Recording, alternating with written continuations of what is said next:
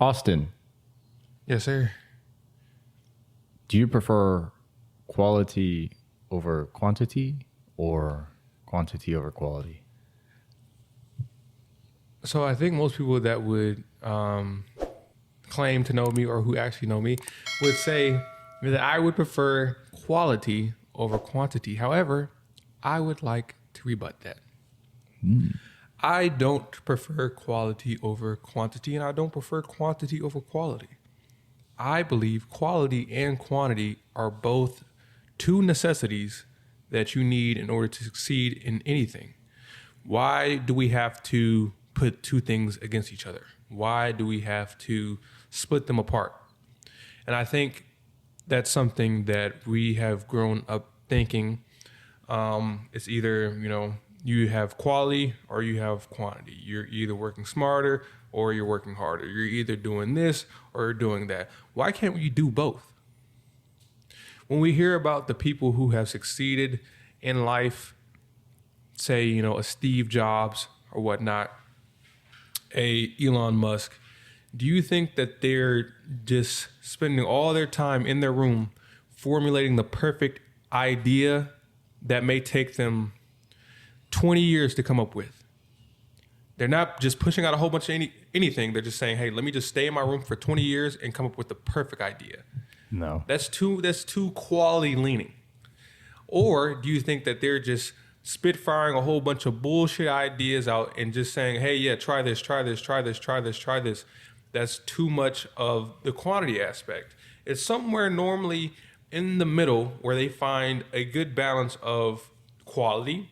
They're going to try to make sure that the quality is on par or up to par. And they're also going to make sure that they have enough quantity of whatever they're doing. They have enough tries. They have enough takes as far as, the amount of things that they're trying to do. So for me, again, I think it's not quantity versus quality. I believe that you should have a good amount of quality and a good amount of quantity. Combine the two and make an even better product. So for you, Jose, though, what would you say is something, or what would you say you'd prefer? Is it quality or quantity, or do you have similar ideals? Because I feel like we have kind of experienced our fair share of trying to go the quality route and then also trying to go the quantity route. Right. Again, essentially it's the same. Okay. Ideally, you want to have quality over quantity if you have to choose between the two, because you're better off having one thing of extreme high quality and relying on that than having millions of pieces of crap shooting, shit shooting, whatever you want to call it. And my dad has a saying that he always shares with me from his old manager at a certain company that you are familiar with. And it is, if you are the cream of the crap, you are still crap. And that is to say that no matter how great you are or how great a single thing is, if it falls into a category of crap, even if it's the best, and that's what I mean by quality. If you have a huge, say you have 100 pencils and they're all crap quantity, and you have one that's better than all the other 100, it's still crap. Versus one pencil that writes magnificently.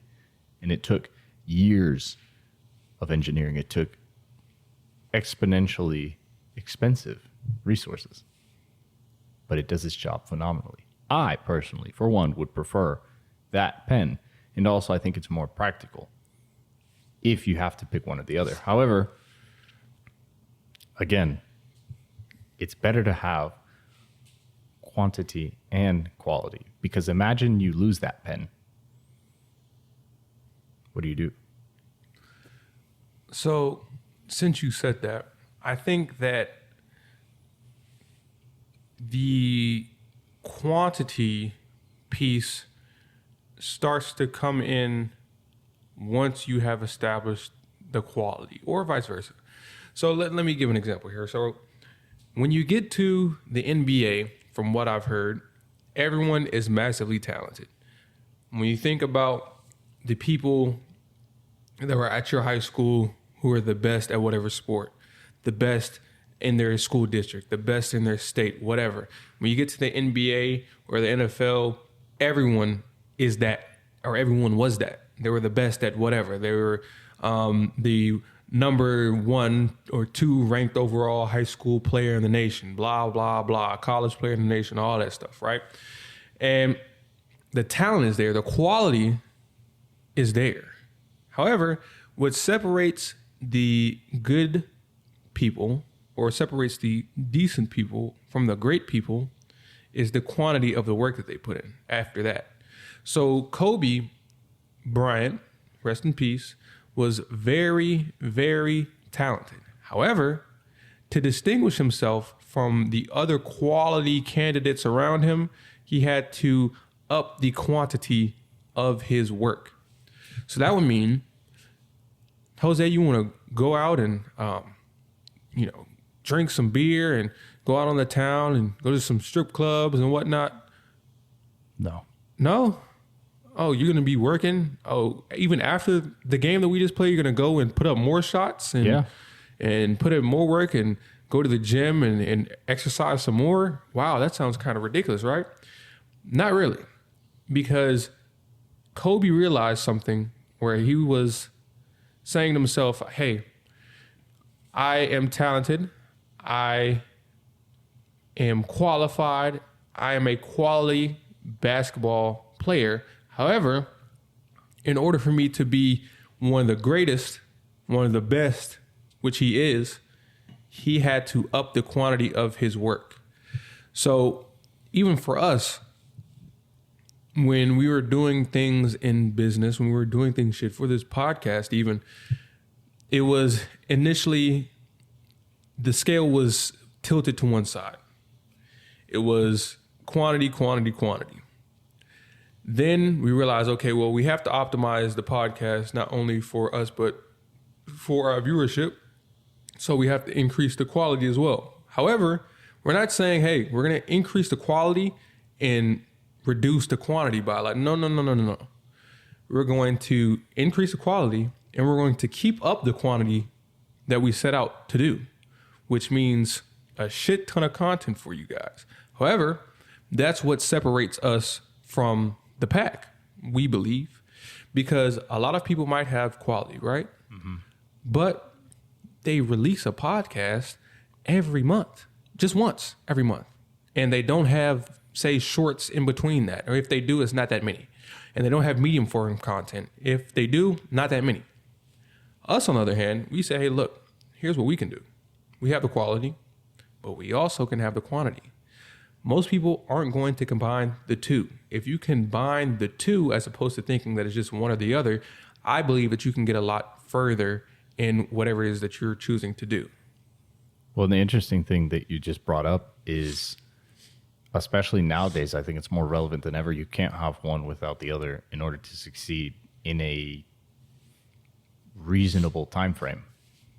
Because you brought up the idea of content production. So if you're in the space of, I don't want to say influencer space, but if you're in the space of content creation, you have to have variety and velocity of content. And that might be, for example, if you are an Instagram content creator, you need to have reels, posts, and carousels. If you're on YouTube, you need to have long form, medium form, short form. You also have community posts. You also have live streams now, almost essentially on every single platform. On TikTok now has carousel photos as well. So you're posting videos and photos. And so that's an example of quantity. And if you don't do quality with quantity, the algorithm's not going to push you because that your audience isn't entertained by you. Right.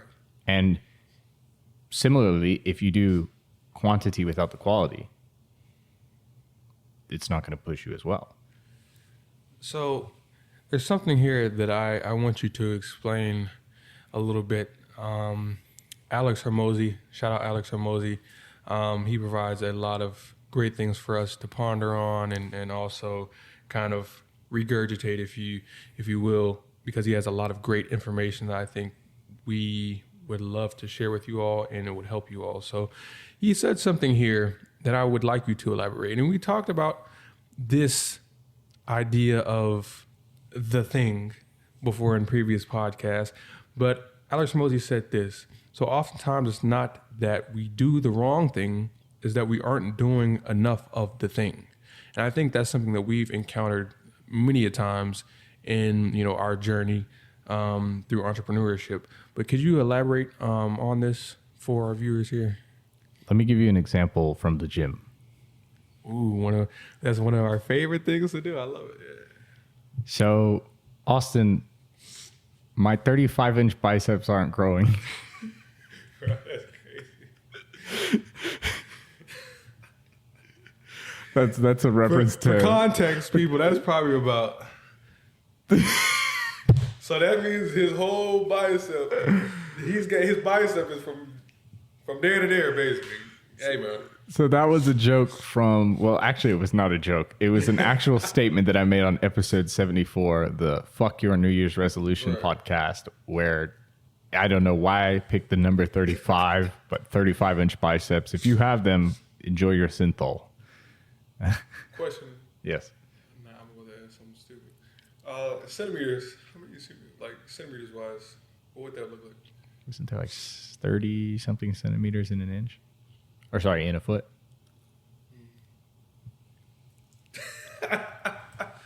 Hey, quick maths. That's what we do. Yeah. In 1 foot, it's 30.48 centimeters. Okay. So like a foot, like 1.2. So basically, you could have been like, hey, I meant centimeters, not inches. You know, that would make more sense, wouldn't it? But I have to be honest and realistic because... Yeah, because we're honest and realistic with you guys. Because if not, I wouldn't be abiding by the rule of quality and quantity. I would just be abiding by the rule of quantity, not quality. Y'all see how good he is? That's some good shit right there, man. Hey, that boy good, I tell you. It's because we got more than 2 hours of sleep. We got 3. Yeah, 2.5. Centimeters, minutes or hours? Yeah, seconds, right? Milli. All right. So again, to reference the quote that you just read back, essentially from Alex Hormozi, oftentimes it's not that we do the wrong thing, it's that we aren't doing enough of the thing. A lot of times when it comes to working out in the gym, we'll complain that a certain muscle isn't growing. And we'll say, man, why aren't my calves growing? Why aren't my traps growing? Why aren't my forearms going? Well, it's not that you're doing the wrong exercise. It's not that you're going about it the wrong way. Maybe, just maybe, you're not doing it enough. Ooh. Maybe you're not hitting that muscle group enough. Maybe you're not making enough phone calls in your business. Maybe you're not spending enough money to generate leads. And that's a key component. Just so you know, you have to essentially throttle your spending when it comes to marketing, because if you're using paid marketing, you need to train the algorithm. You need to establish your audience, which costs you more. And you're better off throwing money at the algorithm and causing it or giving it the resources necessary in order to do that in an expedited manner. And so oftentimes we get caught up in the fact that something isn't happening, and we'll try to make micro changes like we talked in the last podcast episode 77, 2 podcasts ago, where we say, hey, this exercise isn't working, let me change. Hey, this business isn't working, let me change the model. Hey, this partner isn't working, let's find a new one. Hey, this apartment sucks, let's get a new one. All of that is just change and change and change and change. And so I would argue, again, that's quantity, not quality.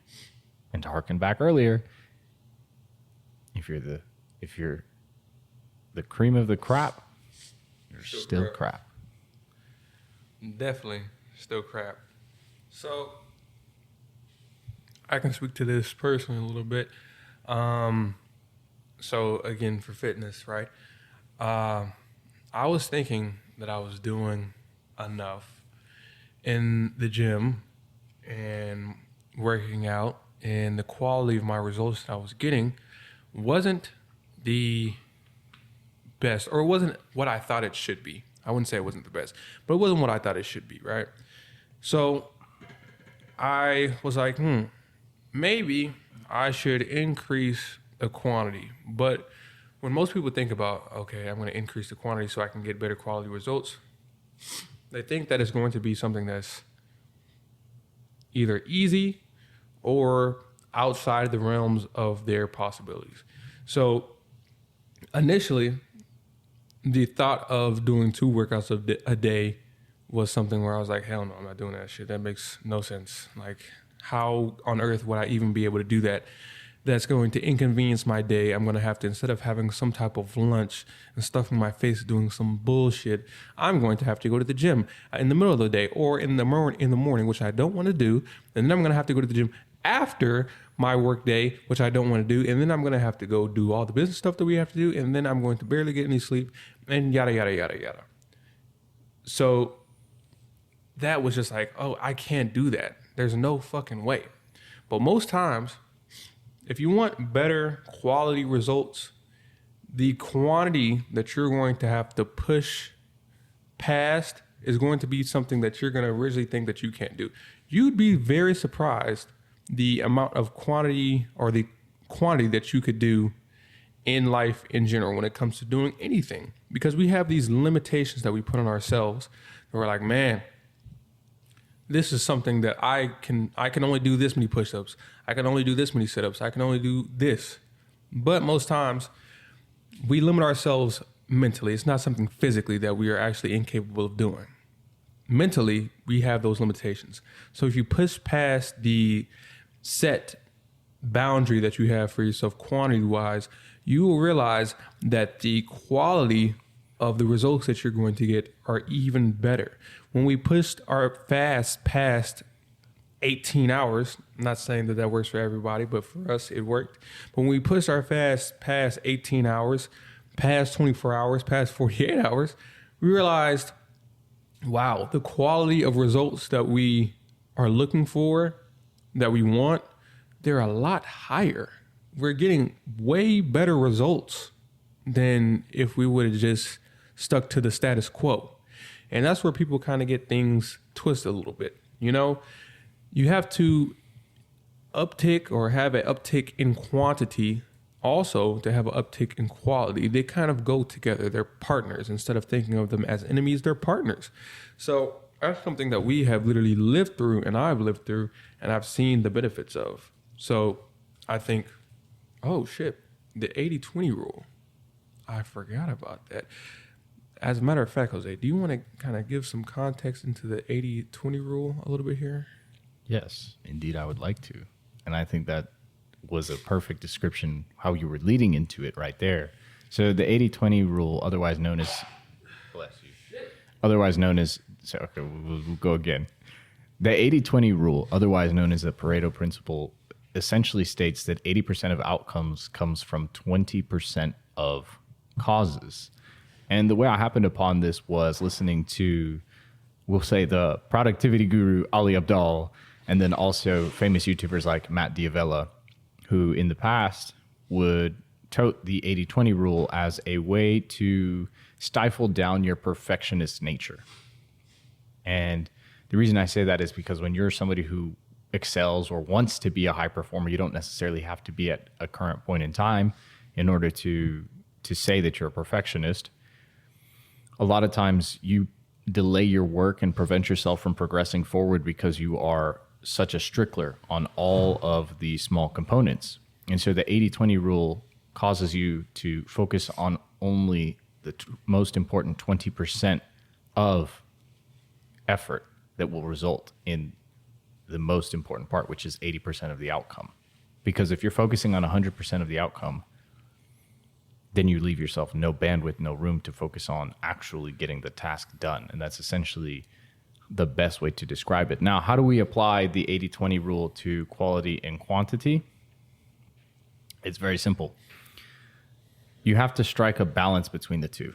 Because if you hyperfixate on one or the other, again, out of 100%, how much are you going to allocate to quality? How much are you going to allocate to quantity? And so I'm going to pose that you should be focused on 80% quality and 20% quantity. And the reason I say this is very simple. Because I came up with this right now as you were speaking.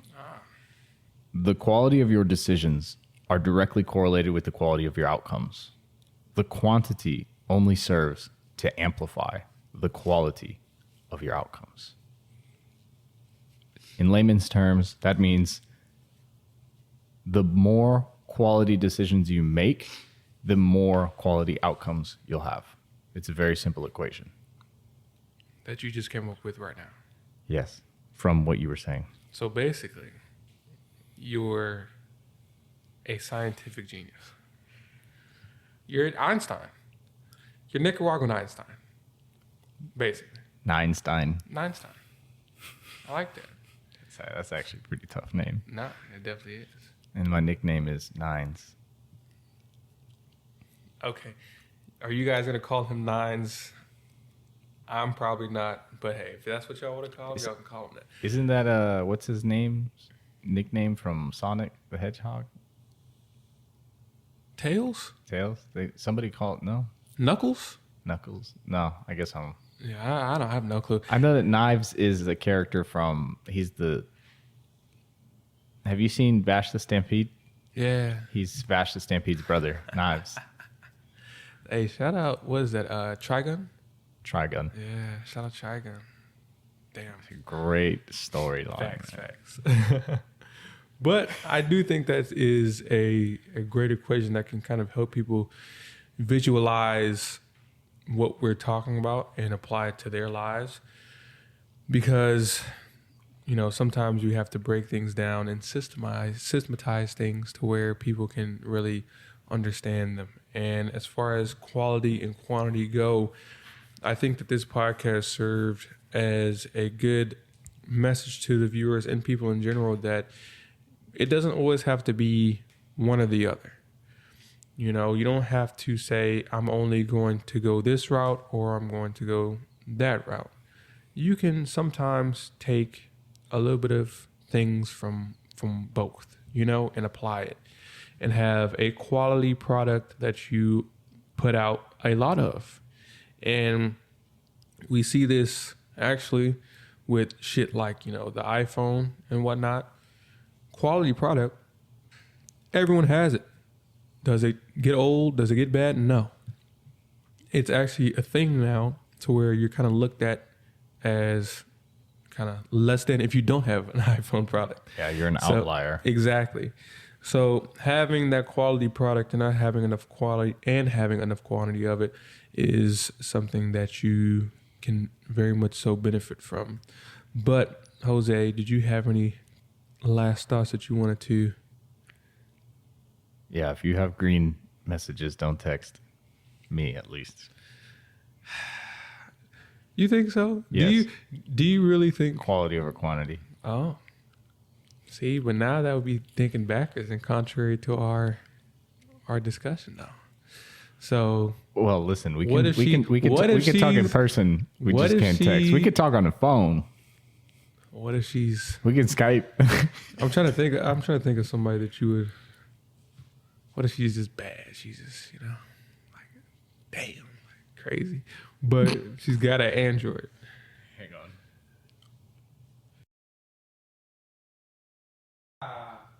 Yeah. So what if it? Yeah. What if it is? No, Okay. because I'm a principled man, and that is against my principles. Hey, if there's one thing we don't break, it's our principles. Even if it is for something. Right. I mean, I'm not going to say what it is because the initials. I don't think we've had a moment where we just kind of break character a little bit like this, and then just kind of shoot shit in a while because we've been so. I know, right? It feels odd almost. It does. It's reminiscent. It is. It's in But a I good think they'll way. like it, Yeah, of course. And if they don't, then that's fine. Because then we're just continuing with the quantity and improving the quality. Exactly. I think the one closing remark that I want to give is that And maybe I summarized my 80-20 rule wrong.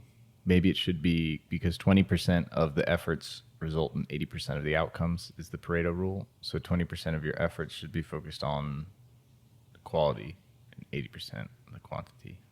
But I'll leave that as evidence that we are critical thinkers, and at least we look back on the statements that we make, and perhaps we miscategorize initially.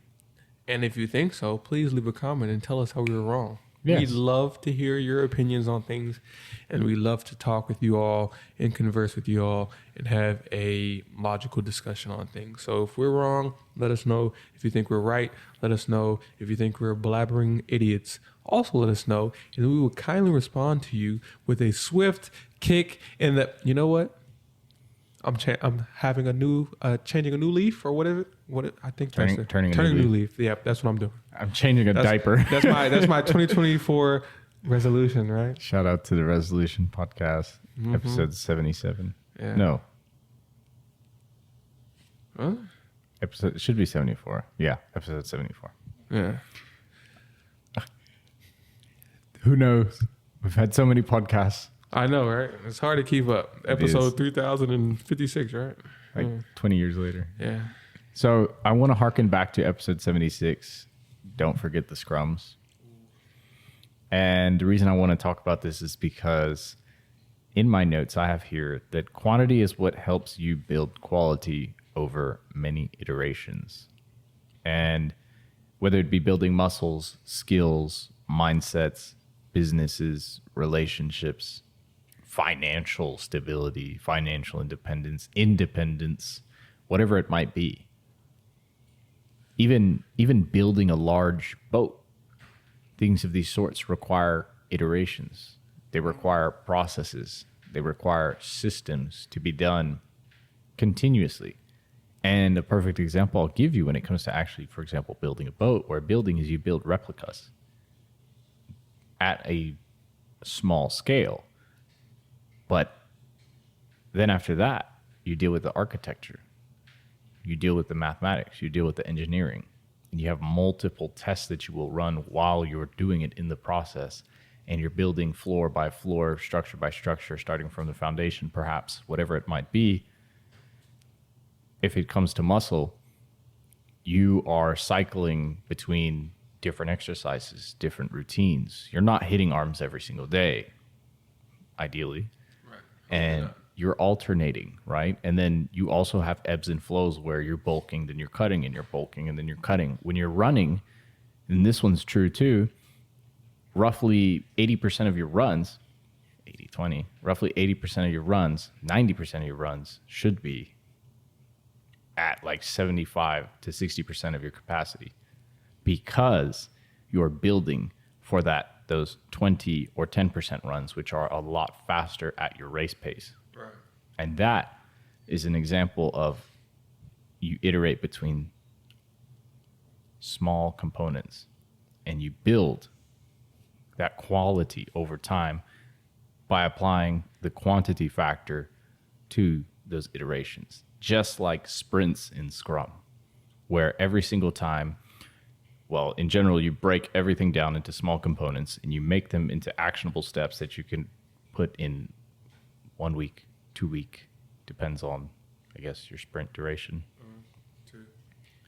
And then from there, you work in those quantity bursts to finally build a quality product. I like that.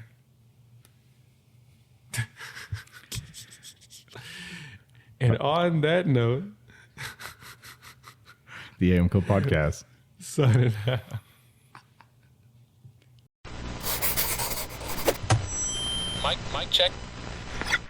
The AM Club Podcast.